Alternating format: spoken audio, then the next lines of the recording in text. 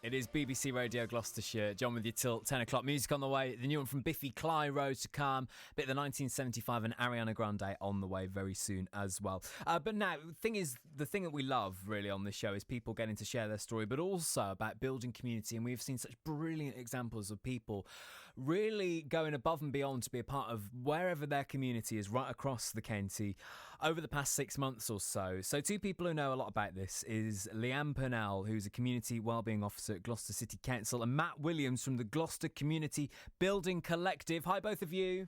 Hi. Hi, John. Hi, Leanne, how are you? I'm very well, thank you. How are you? Good, I'm good, thank you. And Matt, how are you? I am tickety-boo. Tickety-boo, that's what we like to hear. Look, both of you, thanks so much for joining us on the show this evening. And the thing is, as I've just been saying, I guess, Leanne, before we go on to find out a little bit more about both of you, the last few months, when it comes to community, people really have gone above and beyond, haven't they?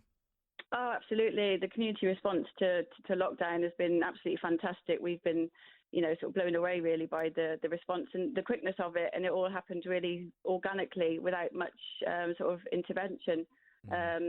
Street reps and, community COVID response groups just formed overnight almost. So, yeah, it was a fantastic response. I think there was a WhatsApp group on every street, wasn't there? Or people setting up Facebook groups or whatever it took to get the message out there and help those who really needed it. Yeah, absolutely. Very much so. Yeah, every area had their own way of doing it. They know their sort of communities best, so they adapted to work in the best way for that area. But yeah, every area of the city was doing that in some way. So, Leanne, tell me a bit about you then in your role as a community wellbeing officer. What does that mean? So my role is the community wellbeing team is a sort of wider team. It's made up of environmental health, private sector housing, Solace, which is an antisocial behaviour team, and community engagement, which is myself and my colleague Bev. So we really work in an asset-based community development approach, which sort of challenges the traditional deficit-based approach that tries to resolve problems and needs and looks at the deficits. And we would sort of focus on the local assets, which are our people, and the individual strengths that are key amongst communities to ensure sustainable community development. So, having conversations with communities about what it is they can do best, what is it that they may require some help with, and what do they feel that outside agencies can do for them, rather than that sort of traditional top-down approach and people being done to.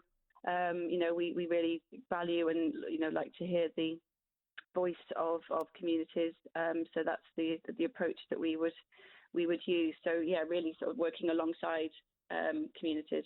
Yeah, and you've only got to look through your Twitter feed, Leanne, to see just how much you love what you do and community in kind of the widest sense. Why is it so important to you, and where does your love for this come from, do you think? I don't know. I think I'm a really sort of people person. I thrive, from energy from other people and, the opportunity to bring people together and to be able to work to each other's strengths to, help them to achieve, whatever it might be that, they want to get involved in. I think, I just get so much from that. Have you always been in this sort of line of things, Leanne? I've been with the City Council for 8 years now. I went through sort of various human resources and customer services. So again, working very much on that front line with people, and then into the community wellbeing team, which is where I really feel I'm sort of best placed and a role that I really enjoy. Yeah. Okay. Well, Matt, you're sitting very quietly over here, so I'd like to find out a little bit more about the Gloucester Community Building Collective. Then, go on, tell me a bit about what you're all about.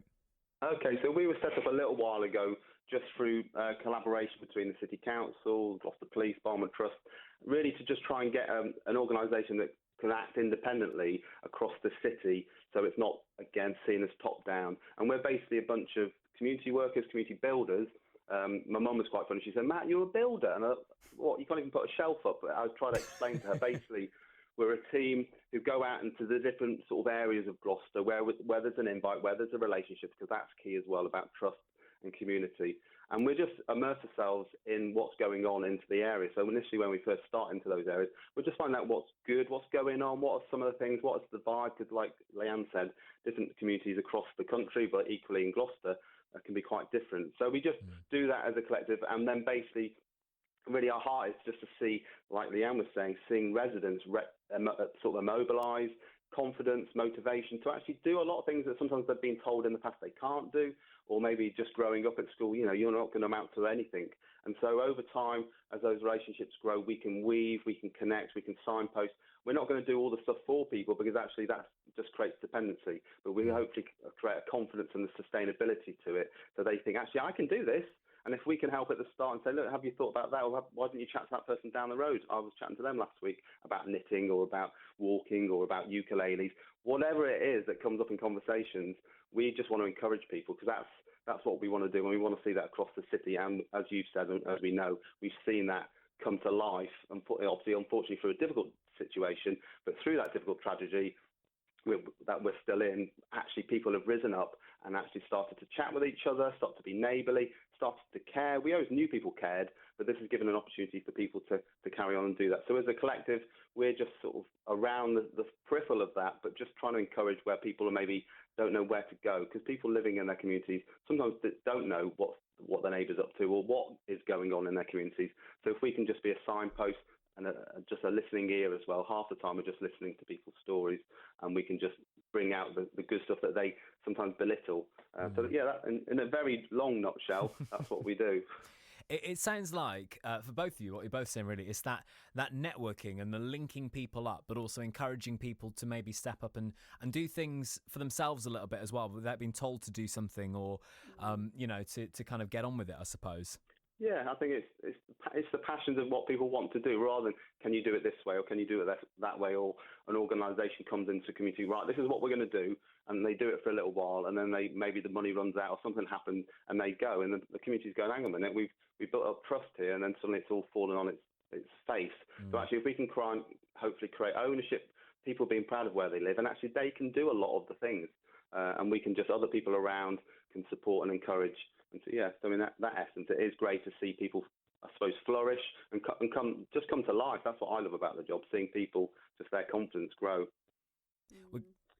And I think it's all about, let's focus on what's strong and not what's wrong. And we know that some communities can, with that support, they can become stronger. So we can kind of build those, the safer, healthier, prosperous, communities, and create a bit of that sort of interdependence.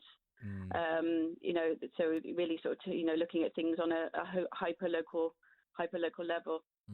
I know one of the things you've been involved in, I look all over and I see this everywhere now, Gloucester Can, #GloucesterCan, Leanne, which is something which I know you're going to tell us a little bit about later on. But also something I've been thinking, because while we're talking very much with both of you about Gloucester, of course, lots of these things, they're the same, aren't they? While the people might be different and the communities might be different, actually kind of getting things going will work kind of in various places all over the county. So what I'm thinking is, and I'm going to put you on the spot in a moment because I've only just thought of it, to be honest, but a top tip from each of you later on, and kind of really supercharging your community, wherever it might be, if that sounds all right, in a few minutes' time. Yeah, sounds good. Hi again, both. Hi. How you doing? Yeah, good, thanks. You all right, Leanne? Yeah, good, thank you. Good. So we were talking about your work then as a community wellbeing officer with the City Council before, but I know one thing which you've started up recently, and I've seen this genuinely all over Twitter since, is Gloucester Can. So tell me a little bit about this. It all started through, I think it was a tweet from the Kingsway Men in Sheds group, which, are a group that have been, quite well established, and they've got a really good network of, males that, they go along and they do their woodwork, but it's also a really good networking opportunity. And they were really sort of concerned about how they stay connected with all of the, the guidelines that have come into place with regards to, COVID and the rule of six, and how do they sort of stay connected and support their members. And we were also aware of other similar conversations across the city, and I got together with Rayaz and John from the Fairshare at the Friendship Cafe, and also Mark Gale from the Gateway Trust, and just what can we do to sort of tackle what potentially could be quite sort of low level, mental health across the city. There's a lot of, important messaging going out from government with regards to COVID compliance, but what could be perceived as quite negative around things that, we can't do. What can we do to celebrate the things that we can do in Gloucester? So I think it was Rayaz that said, well, yeah, let's tell people about what Gloucester can. So that it just, it came sort of quite organically from that conversation. It's just taken off from there, really. So yeah, we're thinking about putting perhaps a website together where we can share some really good news stories, encourage people to use the hashtag when they're out and about, things that they've seen that people can get involved in, things that people and places that people can go, and really try and send out lots of positive messages to help alleviate some of what could be perceived as quite negative messages. And Matt, one of the things we were talking about earlier on was the role of technology over the past few months and bringing people together. In your role then as a community builder, is that one of the things that has been sort of advised, or that you would say to someone if you're trying to kind of really build something in your community, kind of making the most of some of those things that are available, kind of essentially for free online, whether that be a hashtag or a website or whatever it might be, in order to kind of get the message out there and help kind of strengthen that community as well, I suppose? Yeah, no, I think we noticed that obviously being forced into the lockdown back in March, it made people realise actually, other than face-to-face stuff, what have we got left? But the good thing is actually people have stepped up, and like you said, as you sort of half joked, actually a lot of people have got WhatsApp groups or other platforms, other ways of talking online. I think so. We encourage that. And again, some people are like, maybe some of the old generation, they were like, oh, we don't know if we can do it. But again, we'll say, actually, who in your street is actually quite savvy at it? Why don't you go, learn with them? And so we've seen that kind of working together, teaching each other, and it's actually been great just to see, even like with my parents, them getting to learn to know how to do WhatsApp and video bits and stuff like that. And so we've seen it and said, actually, okay, we can't sometimes meet face-to-face at the moment. We can't see each other physically, but we can still use other forums, whether it's a phone call, whether it's checking up on each other regularly, whether it is the WhatsApp groups or other things that just people have. And they can be fun stuff as well as not just the kind of, are you okay next door, do you need shopping, but actually just fun stuff as well at this time that people want to just try and keep that hope going as well. And so we've definitely seen an increase online stuff, as we know, across the nation. And so where we can help signpost that, Age UK and other organisations, Active Gloucester, they'll all try and think, okay, we need to be a bit more creative. How can we encourage people to find some stuff online as well as just the usual, let's go physically to a group. But definitely it has seen an increase. And actually people have learned new skills, which I think is brilliant. Now, one thing I wanted to ask both of you, I mentioned this earlier on, when it comes to, some of these things, we've been talking about kind of primarily Gloucester, but a lot of the principles and things that you can do, particularly at the moment, I suppose, will apply anywhere. So I'd like a tip from both of you, kind of really supercharging your community, whether that's linking up or meeting people or just picking up the phone. Leanne, have you got a tip for me? Yeah, I think it's just about, certainly, sparking that conversation and actively listening, really sort of, listening to what it is that, people are passionate about, what are their strengths. We've all got gifts, and actively listening to those. And by doing that, you'll then be in a position to connect like-minded people and, co-create activities between people. So, yeah, listening is really important. Yeah, good tip. Listening really important. Matt, have you got one? Yeah, I think on the back of that, obviously, Leanne nicked my one. But basically, yeah, we've got 2 ears, 1 mouth. And actually, over this time when we've had a bit more time, take that time to listen, because you hear great things from other people that you don't even know. Neighbours don't even know about each other. And so from that, interests come out. So my tip is to be brave. And it's that kind of just take that step. It's not a risk, but take that 1 step forward. It doesn't have to be a big step. But if you take that little step forward, there'll be other people very similar who feel in that way. And actually what we've seen in various communities, not just in Gloucester, across, suddenly then there is a connection, because actually, I didn't realise.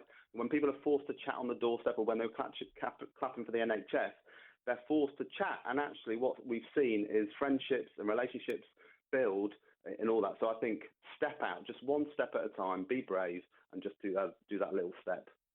Do you know what? Chatting to both of you tonight, you put a smile on my face just hearing about some of those really positive things that have been going on, and just some really good tips as well. Matt, I know you've got some people listening tonight, so we've got a bit of Biffy Clyro, the new one with Space, next. Apparently you would like to dedicate this.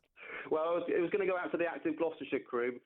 Kirsty and the team, they wanted sort of is it Proud Mary by Tina Turner or someone like that? Oh.